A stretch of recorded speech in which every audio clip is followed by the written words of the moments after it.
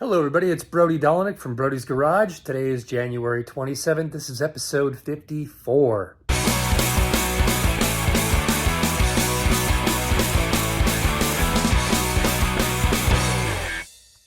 Hey everybody, how you doing? So, I gotta tell you, if you've never built a roll cage for a car, buckle up, man. It is no easy feat.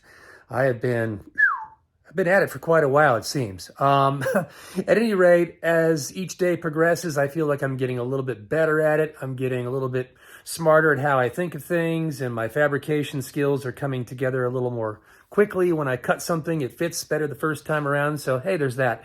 I'm feeling pretty good right now, actually. I made some significant progress today. After some not so good days. So we're going to go out there and take a look at the cage in just a minute. But before we do that, I wanted to point out I got my 5th Weld racing wheel. If you remember a few episodes back, I had the wheels balanced and one of them had a wobble to it. And Weld was going to take care of that for me. I was going to send it out and get it repaired. The very next day, I took a buddy for a ride, took a corner a little bit too not sharp enough, and clipped a curb with the very same wheel, and I bent it on the outside. So even though they were willing to fix it for free, I bent the outside to the point where they could no longer fix it. So talk about some shitty luck. Anyways, I have that wheel now as a spare, I guess, and I have a 5th one here that just arrived for the front, and so there's that. Also, you may recall that I had some powder coating done, and I was a little disappointed with the fact that the rear end housing had these weld blobs underneath the powder coating. I didn't catch it in time, had it powder coated, was disappointed with it, so I decided to grind it down flat, take it back, and have it redone. So that's been redone. I will say one thing about powder coating. It's not forgiving at all, and if you're gonna have something done really, really nice, you really need to go over it, with some all metal fill and level that stuff out, because even though it's much better than it was, you can still see some little ripples in it. It's not going to matter under the car. It's definitely an improvement, but here's a close-up of that. And now for the more important stuff. I've been making some progress on the roll cage, as I mentioned, so let's head on out to Al's shop and see where we're at. Well, if I haven't said it before, I can't tell you how great it is having a rotisserie. Being able to flip the car into just about any position is really handy. Today, what I decided I'm gonna do is I pulled the roll cage back out. I cleaned and prepped the surface here. And yes, that is just the regular primer that comes from a factory piece of sheet metal. So I'm not gonna do anything else to it other than I cleaned it and wiped it down, blew it dry. I'm going to go ahead and stick some Dynamat Extreme to the underside of the roof there. And what I'm going to do then is put my headliner in place and just clamp it in place, flip it back over, and continue working on the roll bar. I just want to make sure that I've got clearance to my headliner. And I figured, well, before I go ahead and put the headliner in, I'm going to go ahead and lay down some Dynamat Extreme. This is my first experience with this stuff. It is sticky. I just basically trace it out and cut it around the edges, leaving just a little bit extra to kind of tuck underneath these braces here. And I got my little diesel heater going. I'm gonna kick it back on and heat this stuff up, make it nice and gooey. And I got my roller there, and we're just gonna get to town here. I figured before I started, I'd do a little before and after comparison though. Let's see what the metal sounds like before with nothing on it.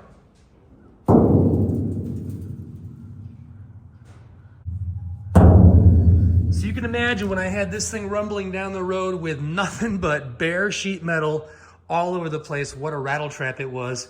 I'm definitely looking forward to the finished product. Let's get started.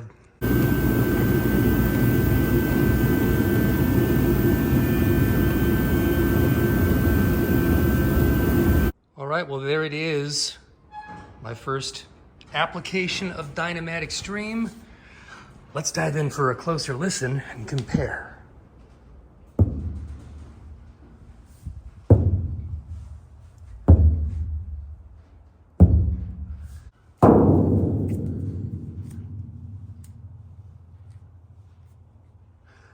Okay, now I'm going to throw the headliner in there, clamp it in, flip the car back around, and let's get back on the roll cage. Okay, headliner is clamped in place. Spin the car back around, maybe throw a driver's seat in there.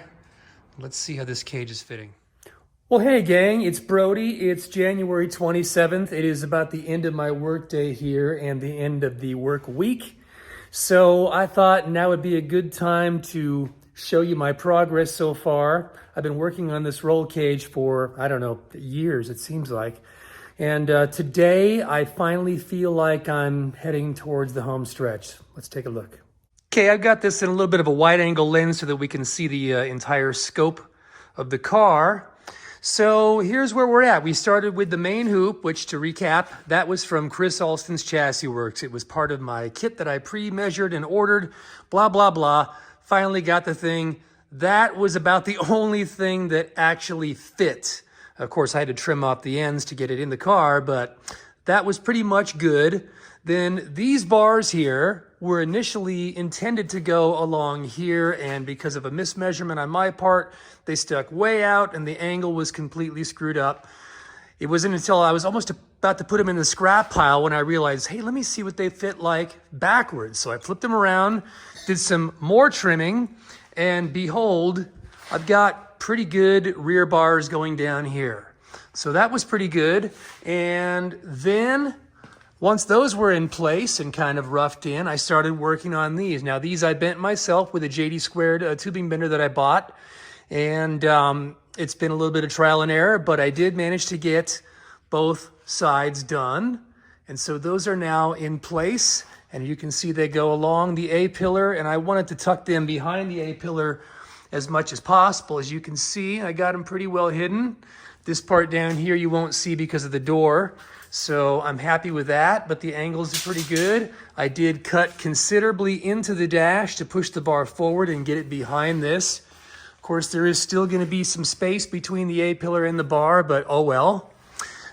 This is going to require some finish work here. Once I get this all done and taken out of the car, I'm going to, kind of wrap a piece of sheet metal behind that and finish it off. Let's see. My floor plates are in. Those are welded completely all the way around. 1, 2, 3, 4, and the 2 in the trunk, which are back here. So there's that. And also, you'll notice that I've got these tubing connectors in there from Rampage Fabrication. There's a better shot of it there, and yes, I've got a little bit of a gap there. There's a better look right there. So all those little connectors there will allow me to unbolt and bolt the cage from the car, which is nice. So once I get this fully mocked up, right now I've got pretty much everything tacked in place. And when that's all done, it's all going to come out and get fully TIG welded all the way around. I will have to weld these base pedestals right here to the floor plates. But other than that, everything else can be welded outside the car. I just today put this in place. This is the rear brace behind the seat. And what's kind of cool about that is initially I was thinking, wow, I'm going to have to bend that bar to get it behind the seat. But lo and behold, it comes with these brackets with these clevis pins here. So that kind of kicks the entire bar back a couple inches, and that actually went in pretty quickly today. The last thing on my plate today was these sidebars. I'm not 100% in love with it, but I did want something that kind of followed the contour of the seat and flowed with the lines of the car. So I just guessed. Oh, go figure. Look at that. Oh, look at that. I just kind of looked at it and said 50-degree bend there. I'm going to come out about to the seat and bend it down, but not quite to the angle of the seat. I wanted it to kind of match that angle there, which it does. It's 50 degrees. And then here I just guessed, and I thought, well, I don't want it to come straight out because I don't want it to go straight forward. So let's go 35 degrees. I did it at 35. It was not quite enough. It was down too far, so I bent it another 5 degrees up, and that puts it at about a 40-degree bend there. So I wanted it to come down to the very lowest point here above this other coupler. So that's about where I've got it. And then there will be a swing out hinge here, which I've got to actually order those. I don't have those with me, but I'm going to make this bar on a hinge there and a pin there so that the entire thing can swing outward. That way when kids or anybody else who wants to get in the back seat is going to do so, fold the seat forward, and then when that bar swings out, they can either crawl under that bar, or I've got, the clevis pins right there to remove that bar out of the way. So that's where I'm at for right now. And for the weekend, I'm going to take the weekend off, do family stuff, and come back on Monday and hit it again. But I got to say, I'm pretty pleased.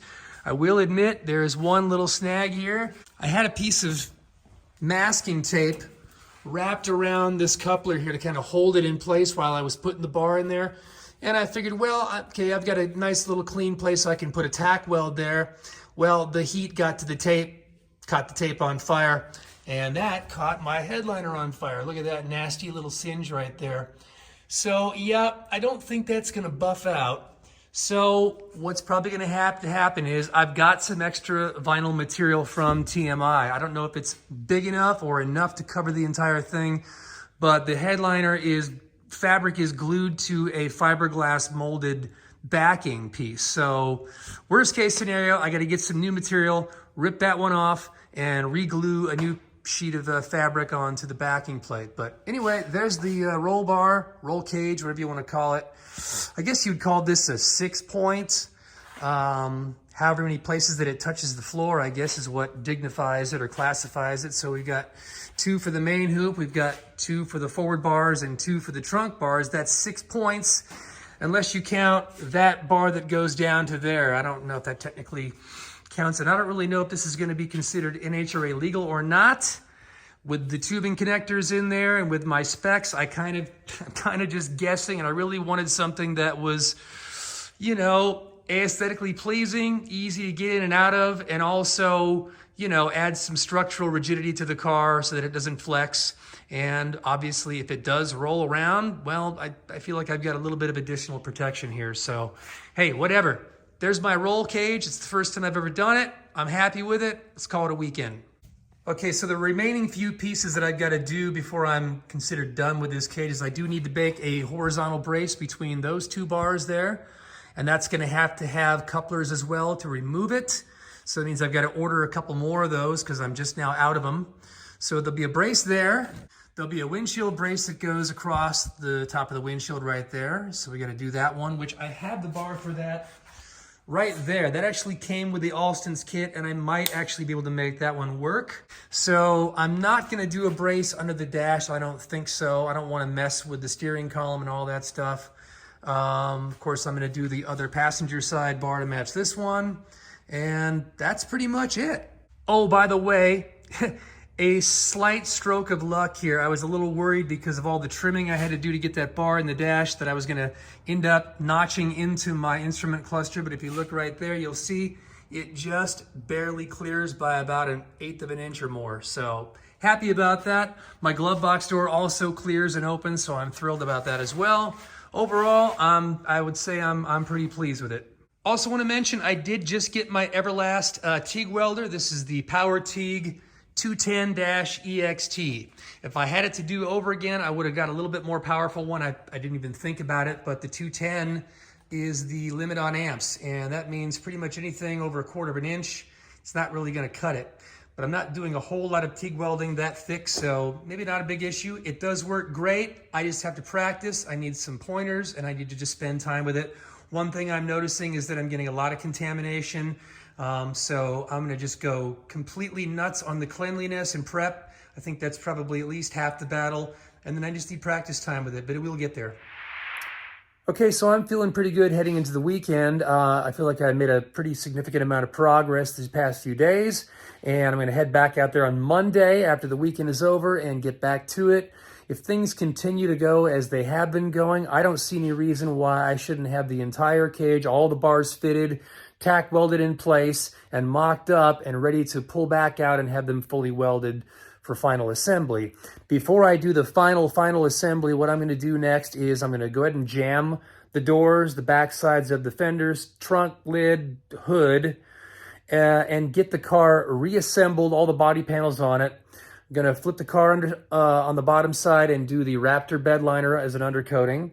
I'm going to put my suspension, wheels, tires, everything back on it, set the car back on the ground, put the engine and trans in it. Oh, I forgot to mention the firewall will be painted at this point as well. Put the engine and trans back in the car. Now it's sitting on its 4 wheels again. Panels are back on. I'm going to go back over and make sure the doors and everything are adjusted properly. My gaps are aligned. I'm going to give the car a final blocking, and then I'm going to take it back into the booth and spray the exterior as one continuous piece. I did not want to spray the car in pieces like that and then have there be a potential mismatch between panels. So that's where we're at. Wish me luck. Hopefully by the end of next week, the cage is done. I've got the underside done, and we're heading towards the paint booth. All right? Until the next time, take care, and thanks for watching. Bye-bye.